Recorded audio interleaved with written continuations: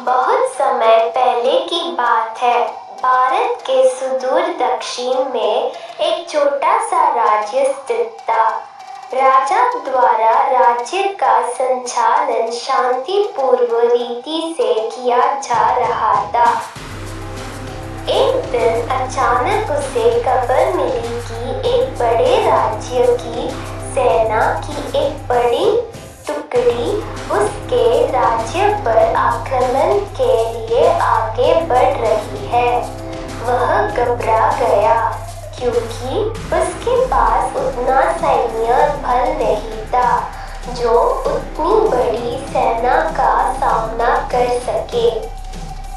उसने मंत्राना हेतु सेनापति को बुलवाया। सेनापति ने पहले ही हाथ खड़े कर दिया।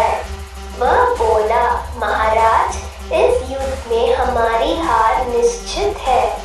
इतनी बड़ी सेना का सामने हमारी सेना टिक नहीं पाएगी। इसलिए इस युद्ध को लड़ने का कोई औचित्य नहीं है। हमें अपने सैनिकों को प्राण गंवाने के बजाय पहले ही हार स्वीकार कर लेनी चाहिए। सेनापति की बात सुनकर राजा बहुत निराश हुए। उसकी चिंता और बढ़ गई। वह समझ नहीं पा रहा था कि क्यों करे और क्या ना करे। अपनी चिंता से छुटकारा पाने के लिए वह राज्य के संत के पास गया। संत को अब उसने पूरी स्थिति से अवगत कराया और बताया कि सेनापति ने तो युद्ध के पहले ही हाथ खींच लिया है। ये सुनकर संत बोले, राजन, ऐसे सेनापति को तो तुरंत उसके पद से हटाकर कारागृह में डाल देना चाहिए।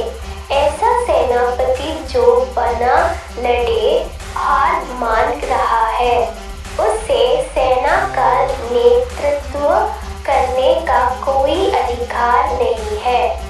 किंतु गुरुवार, यदि मैंने उसे कारागृह में डाल दिया तो सेना का नेतृत्व कौन करेगा? राजा चिंतित होकर बोला, राजा, तुम्हारी सेना का नेतृत्व मैं करूँगा। संत बोले। राजा सोच में पड़ गया कि संत युद्ध कैसे लड़ेंगे। उन्होंने तो कभी कोई युद्ध नहीं किया है, किंतु कोई विकल्प ना देखा उसने संत के बात मान ली और उन्हें अपनी सेना का सेनापति बना दिया। सेनापति बनने के बाद संत ने सेना की कमान संभाल ली और सेना के साथ युद्ध के लिए कुछ कर दिया। रास्ते में एक मंदिर पड़ा। मंदिर के सामने संत ने सेना को रोका और सैनिकों से बोले, यहाँ कुछ देर रुको, मैं मंदिर में जाकर ईश्वर से पूछकर आता हूँ कि हमें युद्ध में विजय प्राप्त होगी या नहीं। ये सुन सैनिकों ने चकित होकर पूछा, मंदिर में तो भगवान की पत्थर की मूर्ति है, वहाँ कैसे बोलेगी? इस पर सेना की कमान संभाल रहे संत ने बोला, मैंने अपनी सारी उम्र दैवीय शक्तियों से वार्तालाप किया है, इसलिए मैं ईश्वर से बात कर लूँगा। तुम लोग यहीं रुककर मेरी प्रतीक्षा करो। यह कहकर संत मंदिर में चले गए। कुछ देर बाद जब वे वापस लौटे तो सैनिकों ने पूछा, ईश्वर ने क्या कहा? संत ने उत्तर दिया, ईश्वर ने कहा कि यदि रात में इस मंदिर में प्रकाश दिखाई पड़े तो हमारी विजय निश्चित है। पूरी सेना रात होने की प्रतीक्षा करने लगी। रात हुई तो मंदिर में उन्हें प्रकाश दिखाई पड़ा। ये देख सेना खुशी से झूम उठी। उन्हें विश्वास हो गई कि अब वे युद्ध जीत लेंगे। उनका मनोबल बढ़ गया और वे जीत के मसूबे से युद्ध के मैदान में पहुंचे। युद्ध 21 दिन चला। सैनिक जीत जान से लड़े। फलस्वरूप उनकी विजय हुई। विजय सेना के वापस आते समय फिर वही मंदिर पड़ा। तब सैनिकों ने संत से कहा कि ईश्वर के कारण हमारी विजय हुई है, आप जाकर उन्हें धन्यवाद दे आए।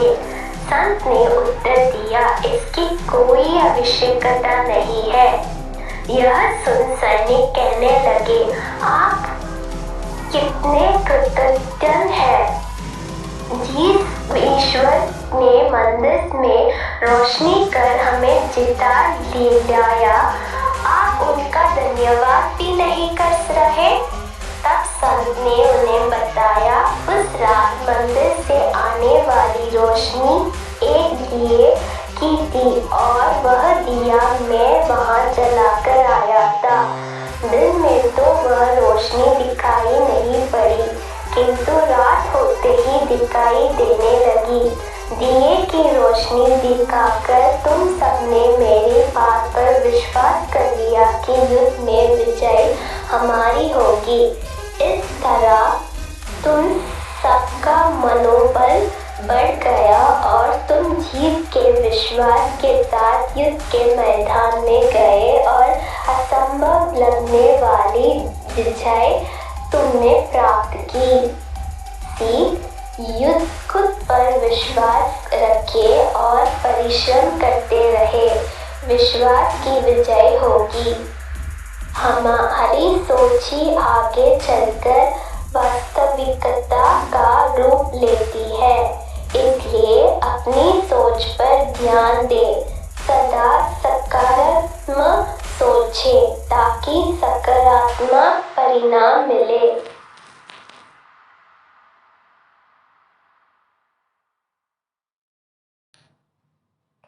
जीवन का दर्पण। एक दिन जब ऑफिस के सभी कर्मचारी ऑफिस पहुंचे तो उन्हें दरवाजे पर एक पर्ची चिपकी हुई मिली। उस पर लिखा था, कल उस इंसान की मौत हो गई जो कंपनी में आपकी प्रगति में बाधक था। उसे श्रद्धांजलि देने के लिए सेमिनार हॉल में एक सभा आयोजित की गई है। ठीक 11 बजे श्रद्धांजलि सभा में सबका उपस्थित होना आवश्यक है। अपने एक सहकर्मी की मौत की खबर पढ़कर पहले तो सभी दुखी हुए, लेकिन कुछ देर बाद उन सब में ये जिज्ञासा उत्पन्न होने लगी कि आखिर वह कौन था जो उनकी और कंपनी की प्रगति में बाधक था। 11 बजे सेमिनार हॉल में कर्मचारियों का आना प्रारंभ हो गया।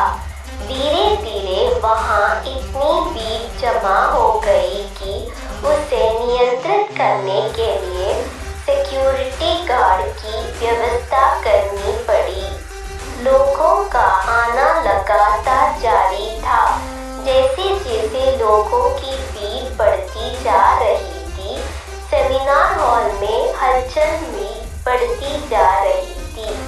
सबके दिमाग में बस यही चल रहा था, आखिर वो कौन था जो कंपनी में मेरी प्रगति पर लगाम लगाने पर तुला हुआ था। चलो, एक तरह से ये अच्छा ही हुआ कि वो मर गया। जैसे ही श्रद्धांजलि सभा प्रारंभ हुई, एक एक करके सभी उत्सुक और जिज्ञासु कर्मचारी कॉफिन के पास जाने लगे। करीब पहुंचकर जैसे ही वे कॉफिन के अंदर झांकते, उनका चेहरा पक्का पड़ जाता, मानो उन्हें सदमा सा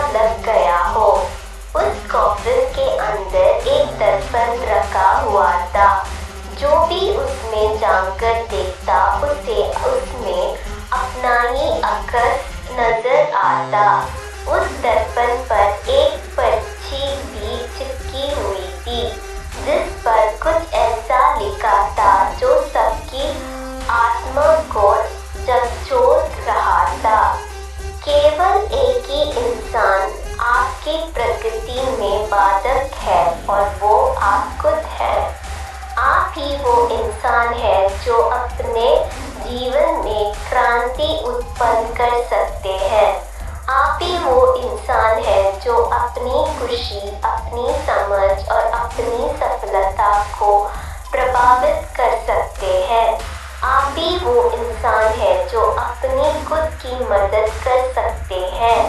आपका जीवन नहीं बदलता जब आपका बॉस बदल जाता है।